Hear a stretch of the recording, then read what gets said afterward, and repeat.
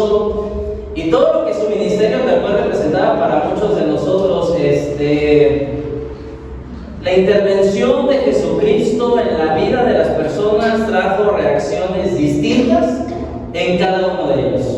Para algunos era una maldición, para algunos era un enemigo, para otros fue la esperanza en sus vidas, para otros fue un gran maestro, para otros fue un gran filósofo, para otros solamente fue un carpintero y para otros solamente fue un loco que movió masas, ¿no? Pero la de las cosas es que independientemente de cuál sea lo que Jesucristo haya impactado en la vida de cada una de esas personas, lo importante es qué ha hecho o cómo ha impactado, influido en tu vida. Porque no somos dueños de la vida de los demás, solamente somos dueños de la propia y somos responsables de la misma. Amigos, estamos hoy en una mitad de semana, una mitad de serie, estamos partiendo la serie que hemos estado revisando, porque vamos a estar el día de hoy y la próxima semana vamos a estar hablando acerca de Semana Santa y demás, ¿no? Entonces, el día de hoy vamos a estar revisando un tema que, como dice en las pantallas, perder para ganar. ¿Te imaginas algún comercial que promueva las deficiencias de un producto? Que diga iPhone 16, o no sé en cuál va ahorita, ¿no?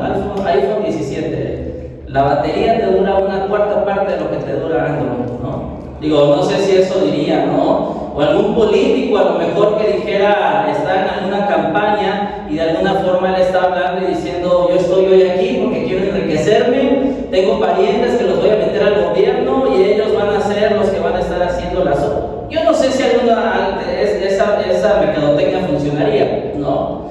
Pero algo que nosotros podemos encontrar, amigos, nadie vende pan frío, ¿no? Dicen por ahí. Pero la verdad de las cosas es que, a diferencia de lo que comúnmente nosotros estamos acostumbrados a ver, en donde las personas solo manifiestan lo bueno, lo correcto, los beneficios y demás, lo que nosotros encontramos en la palabra es realmente cosas, incluso situaciones, deficiencias, errores de otras personas y que de alguna forma están plasmadas para que a nosotros nos sea de ejemplo. Y lo que hoy vamos a estar revisando cada uno de nosotros, y yo quiero que tú me acompañes justo a poder hacer como que una narrativa de todo lo que vamos a estar revisando en el Evangelio de Mateo. Pero cuando vamos a estar viendo esta narrativa, vamos a estar hablando un poquito de las deficiencias y tal vez es algo como nunca hemos visto nosotros. Tal vez nunca hemos visto a un Jesucristo débil, vulnerable, frágil y que de alguna forma tal vez no estamos acostumbrados a verlo de esa forma. Cantábamos hace un momento, ¿no? Y cantábamos con fuerza y decíamos que el poder, el reino es de Dios, el poder es de Jesucristo y lo es. Y vaya que lo es. Pero déjame decirte algo.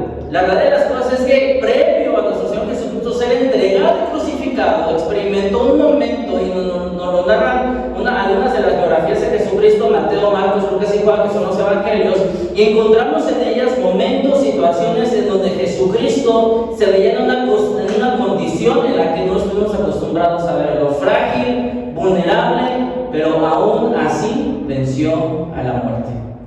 Déjame decirte algo. También en esta porción vamos a encontrar cómo sus más allegados también eran frágiles y débiles y con defectos, como tú y como yo. Seres comunes y corrientes. Y mira, vamos a entrar en Mateo capítulo 26. Van a estar apareciendo los textos y vamos a estar revisando, vamos a ir caminando sobre cada uno de ellos. Va a ser como una predicación expositiva, le llaman, que de alguna forma vamos a estar viendo los versículos y vamos a estar tratando de desarrollarlos de esta forma. Muy bien, Mateo 26, verso 31, por favor, ayúdame a leerlo. ¿Qué dice?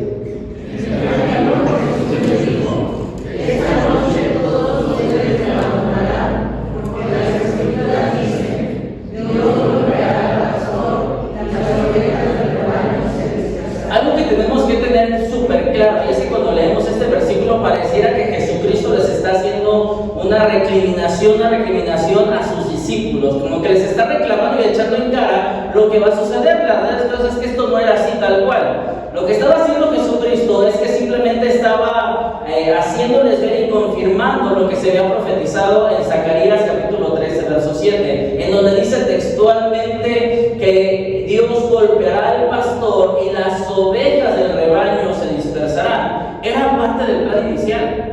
Y es que a veces cuando nosotros vemos esta situación de la resurrección del Señor Jesucristo, creemos que de alguna forma tal vez fue algo injusto, fue algo incorrecto, pero déjame decirte que era el plan inicial de Dios. Desde el principio, desde el Génesis, ya existía este plan que iba a suceder. No es que Jesús estuviera incriminando a sus discípulos, simplemente estaba profetizando o el cumplimiento de la profecía de Zacarías capítulo 13, verso 32. Vamos a seguir adelante, dice de la siguiente forma: sin embargo, después de ser levantado de los muertos, Jesucristo les dijo: voy a ser entregado. Pero dice, sin embargo, después de ser levantado entre los muertos, es decir, después de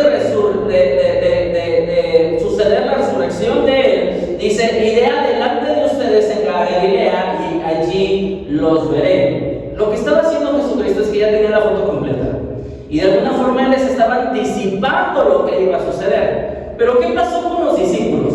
Y esto lo podemos interferir por todos los versículos que vemos más adelante y la forma en cómo reaccionaron los discípulos. Y es que Jesucristo les estaba diciendo: tranquilos, viene un momento complicado, voy a ser entregado. De alguna forma la situación se va a poner difícil y complicada también para ustedes, pero no se preocupen. Después de que yo venza la muerte, los voy a ver en Galilea, y ahí vamos a platicar ustedes y yo. Y a lo mejor los discípulos ahí no les caía el 20 de lo que estaba sucediendo. Jesucristo simplemente les estaba anticipando para darles paz, para darles tranquilidad a lo que iban a estar experimentando. De hecho, en Hebreos capítulo 12, verso 2 dice: debido al gozo que le esperaba, Jesús soportó la cruz sin importarle la vergüenza que esto implicaba. Ahora, eso es lo que estaba haciendo Jesucristo, tratando de darles paz, pero los oídos de los discípulos no le entraban. Y es que esto era muy común con los discípulos, porque ustedes recordarán en algunas porciones que después de que Jesucristo daba alguna parábola, los discípulos iban con él para que les explicara, porque no habían entendido la parábola.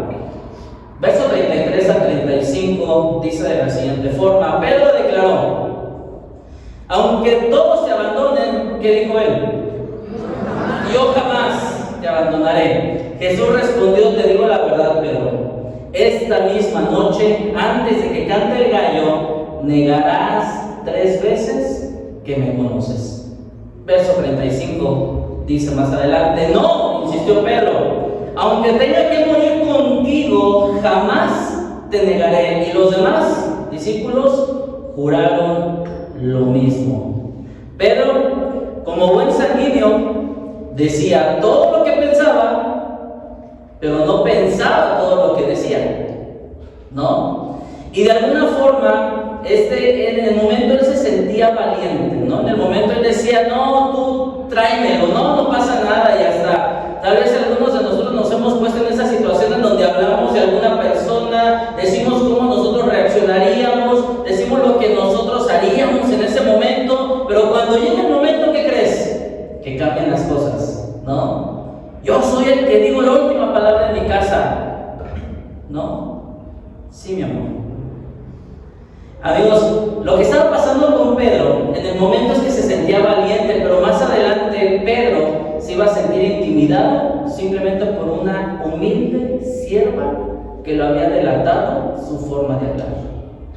Aquel que decía que iba a ir con él hasta la muerte, que iba a dar su vida, de pronto cuando es enfrentado por una humilde sierva, él se retracta de las cosas y entonces él se echa para atrás. Y aunque Pedro se caracterizaba por ser osado y ser valiente, Jesús lo que estaba haciendo en este momento es que Jesús le estaba diciendo: Pedro, considera eso que tú crees que es una fortaleza para ti, pero en realidad es una deficiencia en realidad. A veces eres imprudente, a veces eres arrebatado, a veces hablas sin considerar lo que estás diciendo.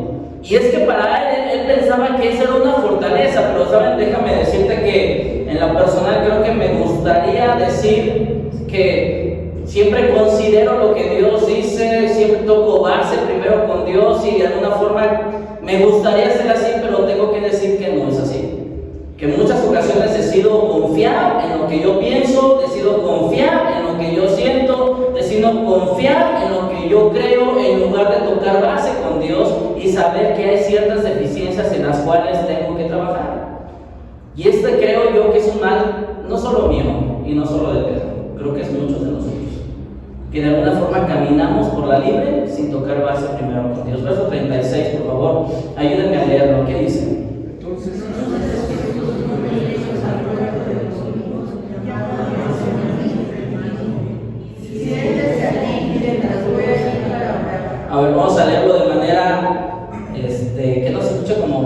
parece? ¿Les parece? Dice: Entonces Jesús fue con ellos al huerto de Olivos, llamado Getsemaní, y dijo: siéntense aquí mientras voy allí para orar. ¿Saben qué significa la palabra Getsemaní? Prensa. Prensa. Eso es lo que significa la palabra Getsemaní en arameo, ¿no? Prensa de aceite.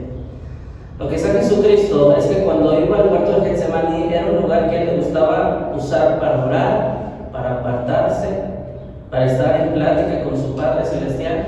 Y curiosamente en esa noche él iba a ir ahí, en ese lugar que significa prensa de aceite, porque ahí cosechaban todo lo que tenía que ver con las aceitunas para extraer el aceite y poder hacer productos a través de eso.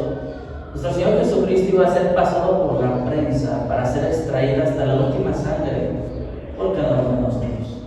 Eso es lo que estaba pasando. Verso 37 dice de la siguiente forma, me aparece aquí en pantalla: se llevó a Pedro y a los hijos de Zebedeo, Santiago y Juan, y comenzó a ¿qué?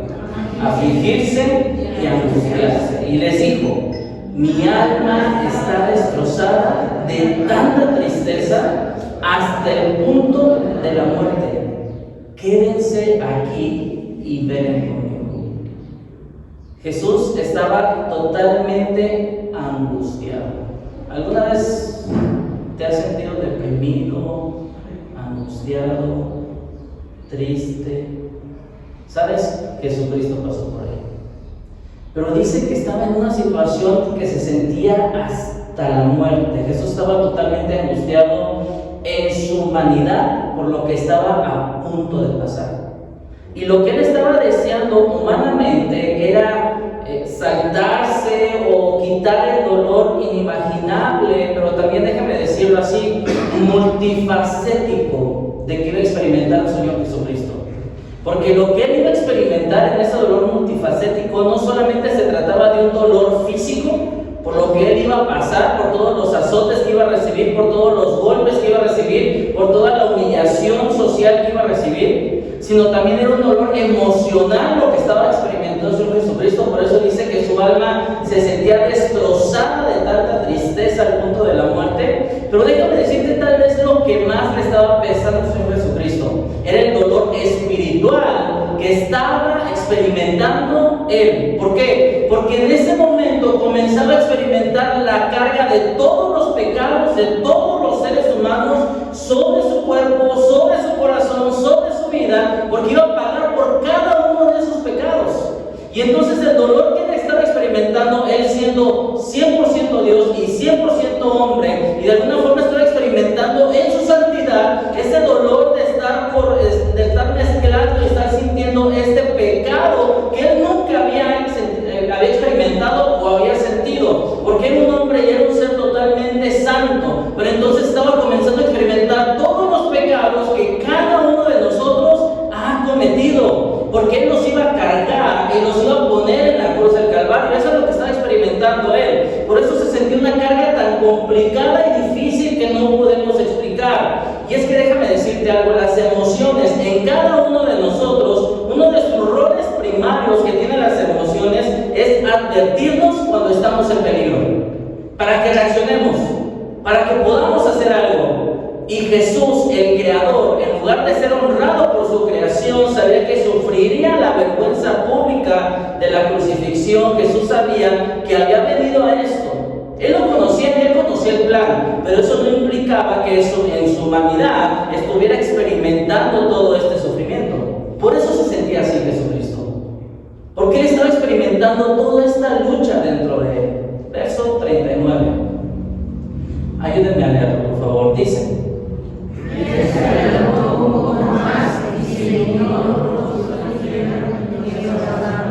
Padre mío, si es posible, pasa de mí esta copa de sufrimiento. Sin embargo, quiero que sea tu voluntad, no la mía. No hay ninguna cosa que nuestro Señor Jesucristo, no hay ninguna cosa, mejor dicho, que el Padre le hubiera negado a Jesús, ya que todo lo que él oraba estaba alineado con la voluntad del Padre. Pero en este punto, pero en este sentido, era la humanidad de Jesucristo la que estaba experimentando toda esta situación y por eso oraba. Y por eso al final del verso él dijo: sin embargo, quiero que se haga tu voluntad y no la mía. Amigos, es probable, hemos escuchado Mateo capítulo 4, donde habla de las tentaciones de Jesucristo, en donde dice que fue tentado después de haber regresado del desierto y estando débil físicamente, dice que fue tentado por Satanás. ¿Recuerdan esa porción? Bueno, es probable que en este momento, es probable que esta haya sido la mayor tentación que Jesús enfrentó. El poder saltarse el sacrificio para poder dar vida eterna a cada uno de nosotros.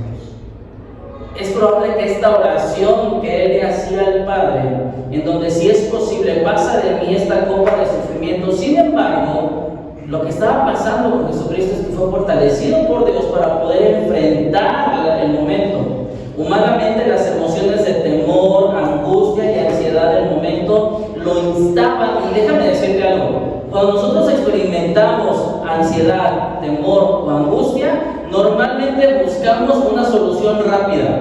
Normalmente buscamos un alivio temporal para poder saltarnos esa situación, o decidimos no enfrentar la situación, o preferimos olvidar las cosas, o decidimos ahogarlas en alcohol o en trabajo, en lo que tú quieras. Pero lo que estaba pasando con Jesucristo es que lo que hizo Jesús fue al Padre, fue fortalecido por Él y decidió creerle al Padre en lugar de creerle que a sus emociones. Eso fue lo que hizo Jesucristo. Decidió confiar en lo que Él estaba diciendo el Padre y decidió no confiar en lo que su corazón, sus emociones, tal cual estaban sintiendo. Ahora, déjame decirte algo. No por esto significa que Jesucristo dejó de sentir, o decidió omitir, o ignorar, o suprimir sus emociones, o se hizo el fuerte para poderse presentar ante sus discípulos. No, la verdad es que no sucedió esto así. Lo que pasó con el Señor Jesucristo es que justamente pasó todo lo contrario. Verso 40 y 41, por favor. Ayúdame gracias, Luis. Ayúdame a leerlo, por favor. ¿Qué dice?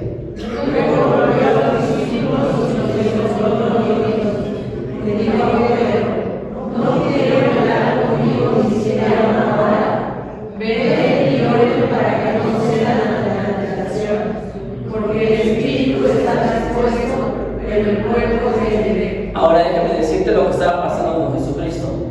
Jesús estaba experimentando un dolor impresionante, increíble, inmesurable dentro de él.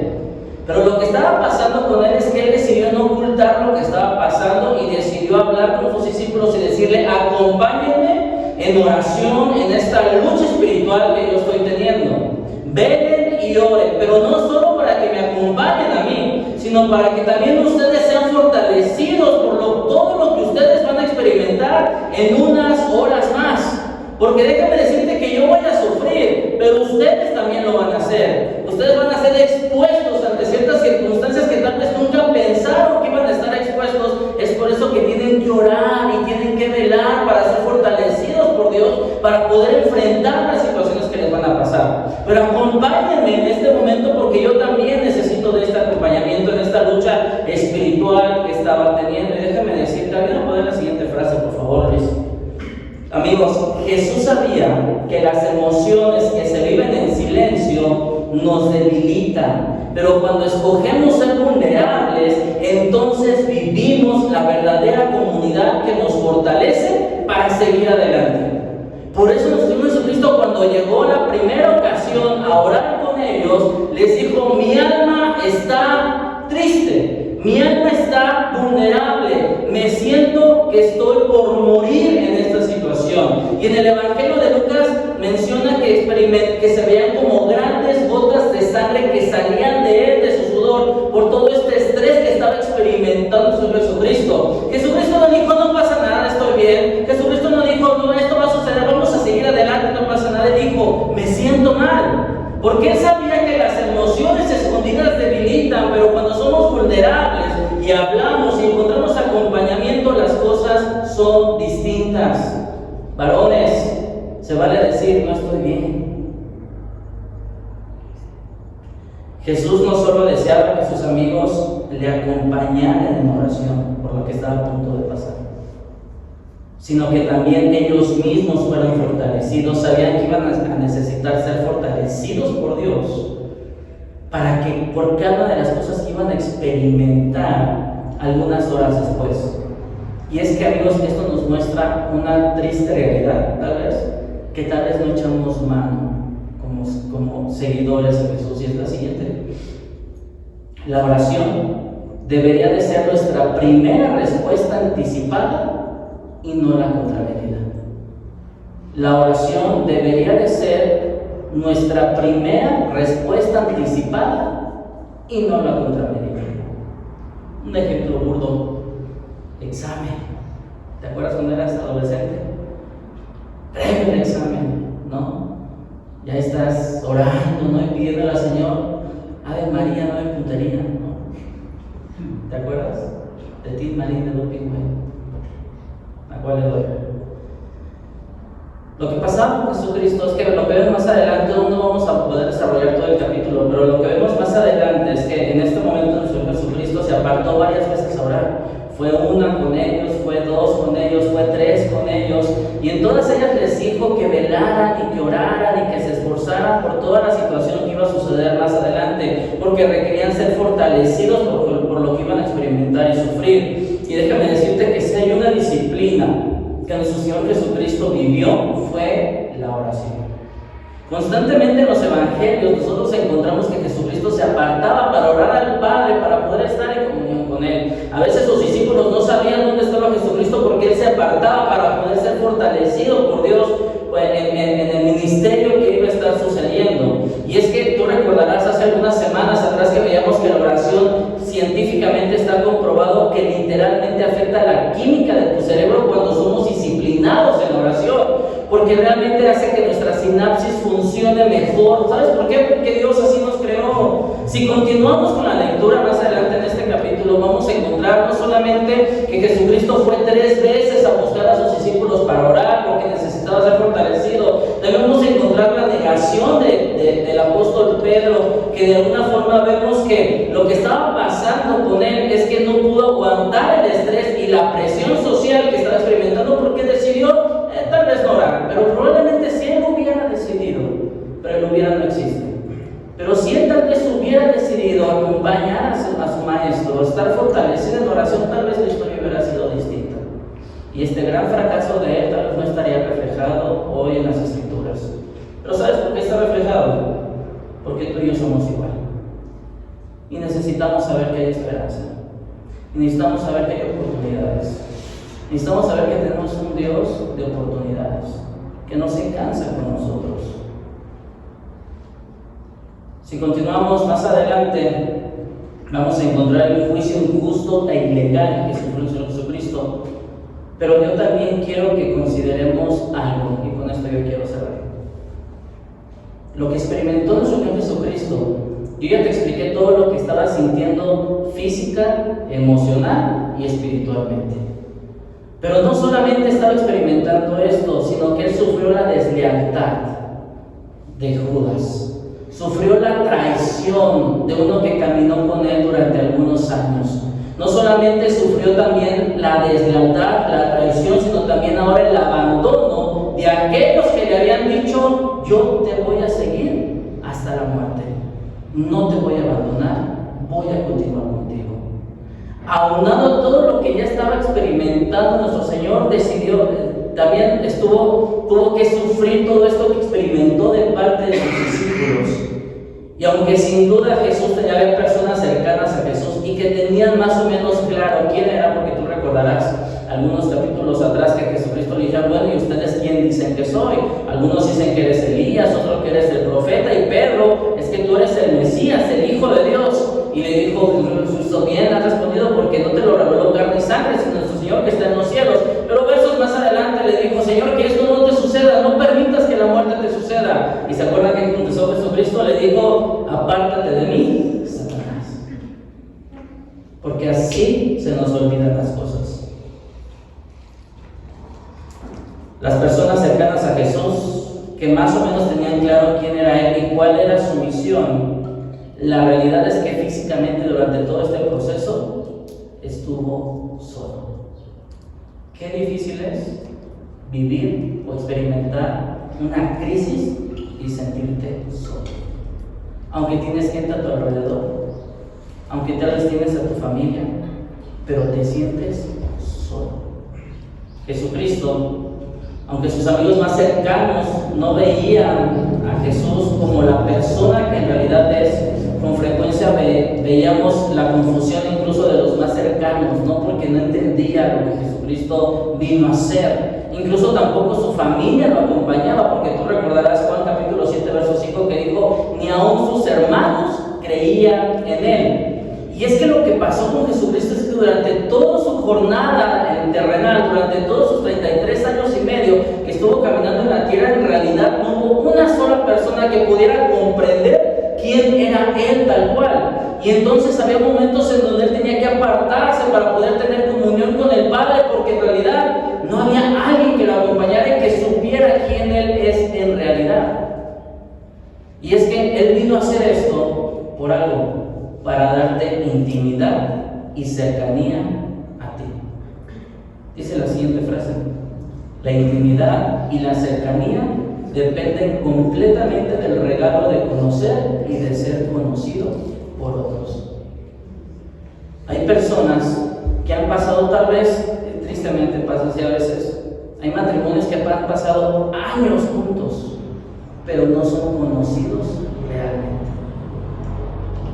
Porque hay cosas que tal vez no has dicho, porque tal vez hay cosas que no has querido enfrentar, porque tal vez hay cosas que te da vergüenza hablar, porque tal vez hay cosas que te pesan hablar. Y lo que vino a hacer Jesucristo fue a darnos esa intimidad y esa cercanía, porque conoce y experimentó cada una de las cosas que nosotros vivimos.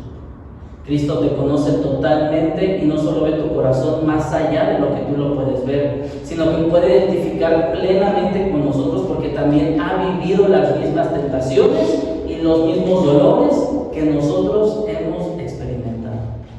Isaías 53:3, por favor, ayúdame a ver lo que dice.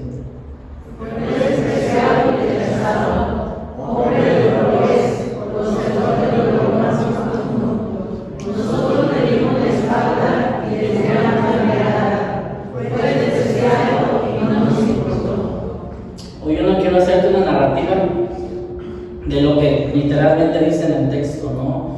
Los azotes que recibió, los golpes que recibió, cómo quedó su espalda prácticamente expuesta, su esqueleto.